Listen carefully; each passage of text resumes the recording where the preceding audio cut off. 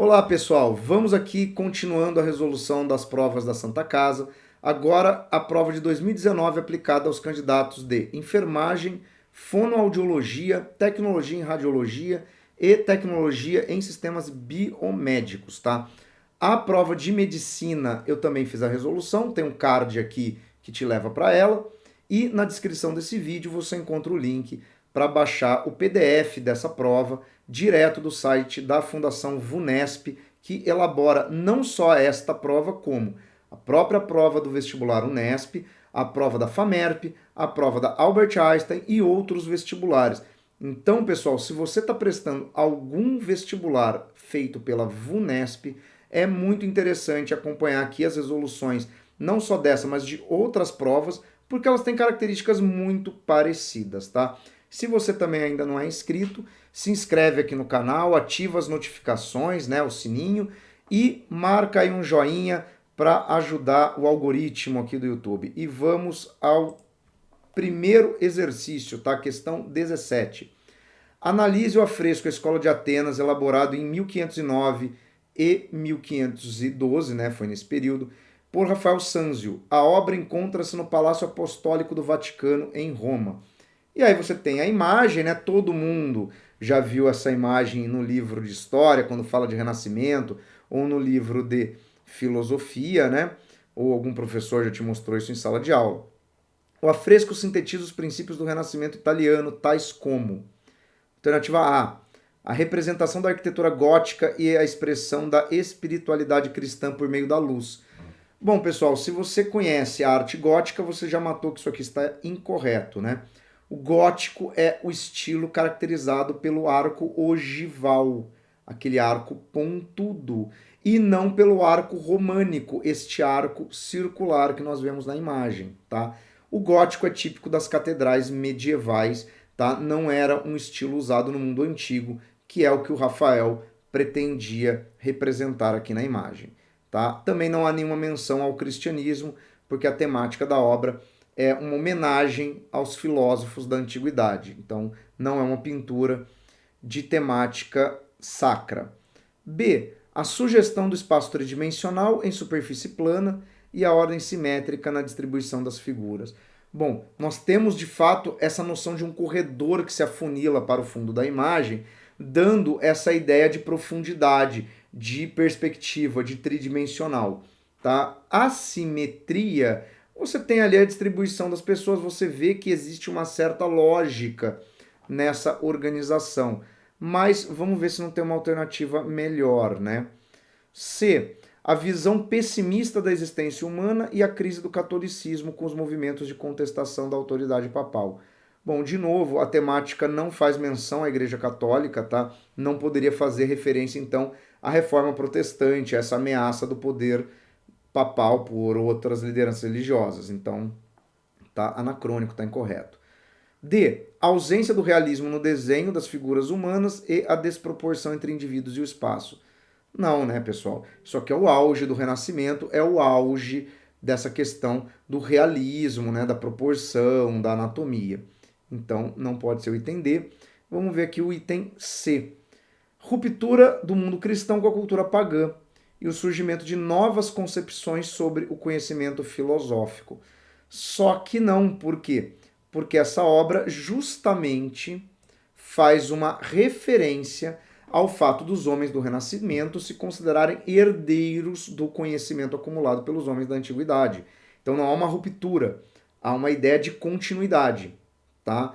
E a própria noção de que a filosofia renascentista, né, quer dizer, a filosofia moderna, ela vem de uma influência da filosofia do mundo antigo, tá? Então aqui a questão 17 era a alternativa B. Vamos aqui para o outro lado da página, dar continuidade aqui na questão 18, tá? Que é uma questão de Brasil colonial. A exploração do pau-brasil nos tempos coloniais foi sempre feita sob a forma de contratos, forma usual na economia do Reino de Portugal, quando o pau-brasil foi declarado oficialmente monopólio do rei. No tempo da doação das capitanias hereditárias, a coroa aplicou o velho sistema de exploração de riquezas, arrendando a contratantes o privilégio. Por conta destes, corriam todos os gastos da extração, desde o corte no âmago das matas até o embarque nos portos marítimos. Desta forma, era lucro líquido para o erário régio. Importante este fragmento aqui, inclusive porque dialoga com uma questão que tem na prova de medicina, sobre os custos do processo de colonização do Brasil. Repare que, o que era esse arrendamento? Coroa portuguesa arrendava o privilégio, ou seja, o direito de extrair pau-brasil, tá? Quem fez isso, inclusive, foi o Fernando de Noronha, tá? Ele era o grande arrendador do Brasil colonial. O que ele fazia? Todo o custo de extração da madeira, transporte, era dele. O governo de Portugal ficava com uma fração do lucro. Ou seja, a coroa portuguesa não tinha necessidade de fazer investimentos, não tinha custo, mas tinha uma certeza de ganhos. Então isso era muito vantajoso para o governo português. E aí vamos lá. A exploração do pau-brasil no contexto colonial da Idade Moderna visava, bom, qualquer objetivo de qualquer atividade econômica, né, na colônia. Fortalecer o absolutismo metropolitano, pode ser, enriquecer a coroa tem essa finalidade. Povoar as novas terras com famílias europeias, não, até porque a exploração do pau-brasil se dá bem no início, ainda não temos uma ocupação efetiva do território e não se trouxe famílias europeias para cá, né? A colonização do Brasil é bem lenta, né? Promover o desenvolvimento da economia brasileira, muita gente pode ter marcado esta, mas cuidado, porque o foco não é desenvolver uma economia brasileira, mas sim a economia portuguesa. Né? O Brasil é uma colônia, não tem economia própria, uma economia vinculada, né? D. Evitar a fixação de contrabandistas nas costas brasileiras. Bom, mas para isso você teria que ocupar o território, ou pelo menos fazer uma ocupação militar de pontos estratégicos, né?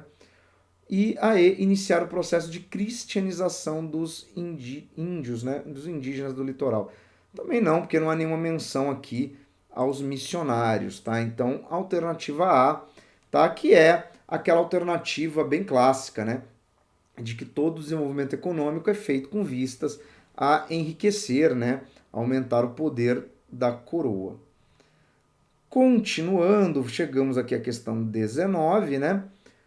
Quase todas as características do nosso mundo mal se podiam discernir antes do século XIX, quando a industrialização alimentou os impérios ocidentais e possibilitou uma economia autenticamente global. Bom, então aqui o autor está falando da industrialização do século XIX. Tá? O autor argumenta que nosso mundo é criado A. Pela igualdade progressiva de riqueza entre nações.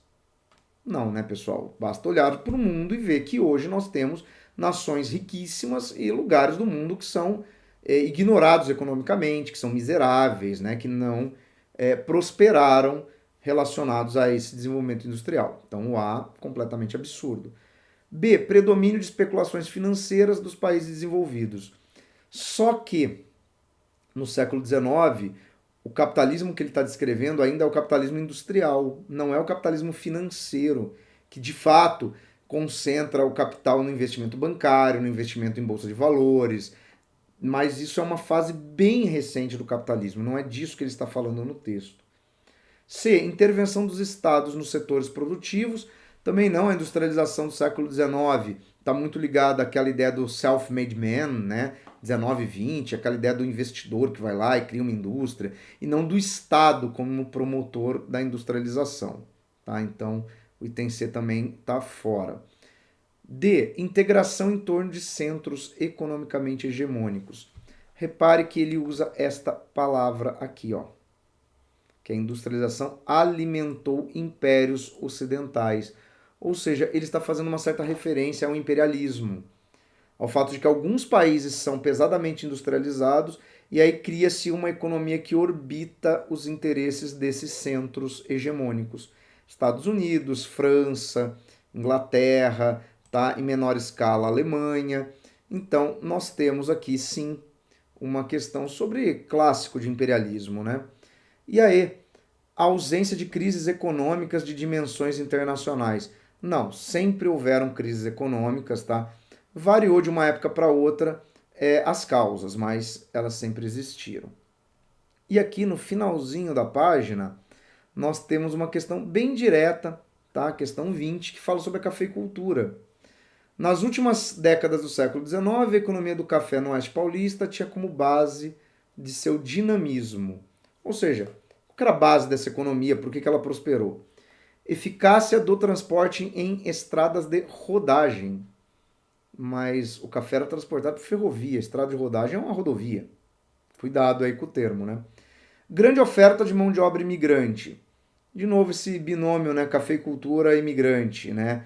A mão de obra ali predominante, até porque, ó, duas últimas décadas do século XIX. Então já é ali o período em que nós temos as leis abolicionistas, né, a superação da escravidão e a introdução da mão de obra de imigrantes. De novo, essa questão tem um vínculo com uma das questões da prova de medicina, tá? Que fala da mesma questão da imigração para o Brasil. C. Produção de maquinários sofisticados pela indústria local, mas se é uma economia cafeira, não é uma economia industrial, tá fora. Política de empréstimos agrícolas subsidiados pelo governo federal. Também não é isso que explica o crescimento da cafeicultura, tá? Não havia falta de dinheiro, o problema era administrar, né, a dinâmica da mão de obra. E aí, contratação da produção, concentração da produção em pequenas propriedades familiares? Não, né? Era latifúndio que predominava a produção cafeeira. Então, aqui também está incorreto. E aqui vamos para a questão 21, né, que é a última questão da prova, uma questão sobre ditadura militar. Em 13 de dezembro de 68, o presidente Costa e Silva baixou o ato institucional número 5, né, o AI-5, fechando o Congresso. Ao contrário dos atos anteriores, este não tinha prazo de vigência e não era, pois, uma medida excepcional transitória. Ele durou até o início de 79. Então, de 68 a 79, nós temos a chamada linha dura, que é quando você tem o AI-5, aumento da repressão, da censura, né?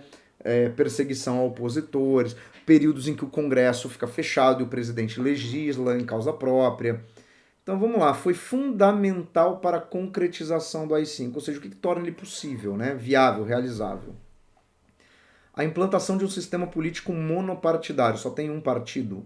Não. A ditadura militar instituiu o bipartidarismo, tá? A Arena, que era o partido que apoiava o regime militar, né? E o MDB, que era um partido que em tese ali fazia uma certa oposição, mas se fizesse oposição demais, os membros do MDB tinham seus mandatos cassados, ou seja, né? Era só para criar uma ilusão de que não era uma ditadura tão caricata, né? Então não pode ser. B. Promessa presidencial de uma abertura política gradual no país.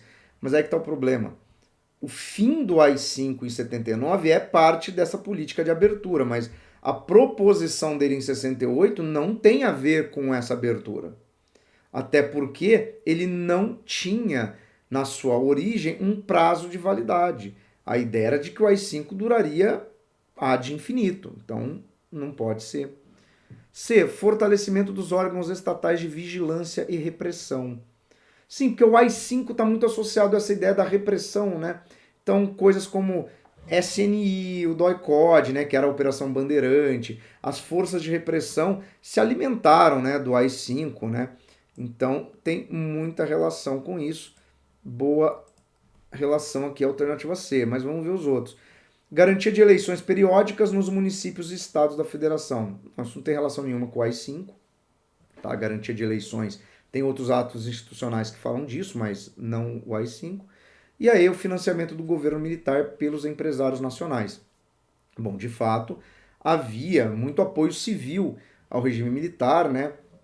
Tanto que eu não canso de falar que o Daniel Arão Reis insiste lá no termo ditadura civil-militar, tá? Mas não é necessariamente um financiamento do setor empresarial que viabilizou o AI-5, tá? Então, embora exista esse apoio dos civis ao governo militar, não é isso que viabilizou a aplicação do AI-5, beleza? Então, aqui na questão 21 era a alternativa C. Bom, pessoal, eu vou deixar aqui ao lado o link para a resolução dos outros vestibulares da área médica E também aqui um link para uma outra playlist que tem listas de exercícios, tá? De temas diversos. Então aí para você que está nessa fase final de preparação ou que está usando esse vídeo futuramente para algum estudo, para revisar algum conteúdo, dá uma olhada. Fora isso, um abraço e até o próximo vídeo.